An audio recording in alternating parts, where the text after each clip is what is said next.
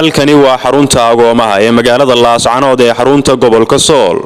waxaana ku xareysan qiyaastii dhowr boqol oo arday kuwaasi oo aabayaashood ku waayay duruufaha kala duwan ee ka jira dalka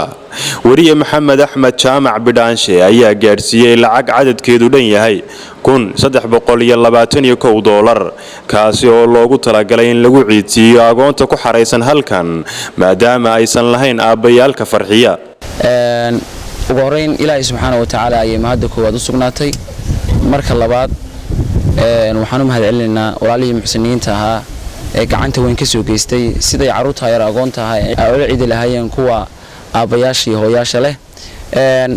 waxaan joognaa xarunta agoonta ee magaalada laascaanood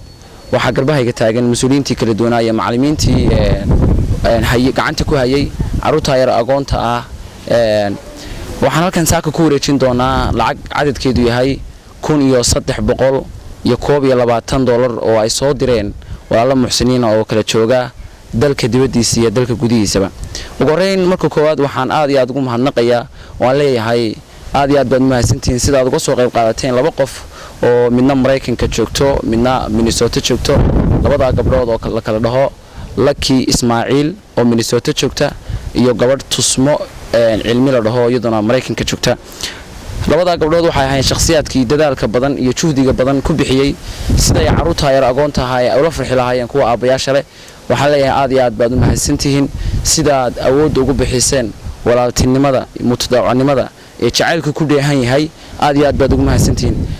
marka waxaan leeyahay aad iyo aad baad ugu mahadsantihiin sida aad uga soo qayb qaadateen oo aad ugu soo dadaasheen oo juhdiga badan oo waqtiga badan u geliseen sidoo kale waxaan halkan aad iyo aad uga mahadnaqayaa injineer maxamed jaamac sahal oo kamid ah مسؤولينta jaamacadda Sahal University isaguna qayb libaax la ka qaatay ee ciisinta caruurta yar agoonta iyo intii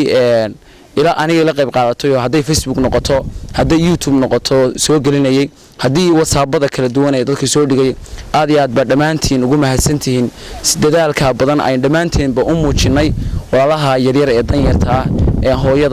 hooyada haysan qaar aabaha haysan waliba qaar kood waxa jira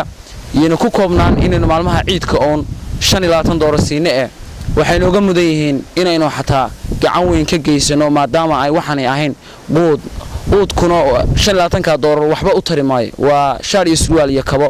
lagama yaabo in uu u gooyo xataa maalin qoriya cuntada ama biilka xaafadda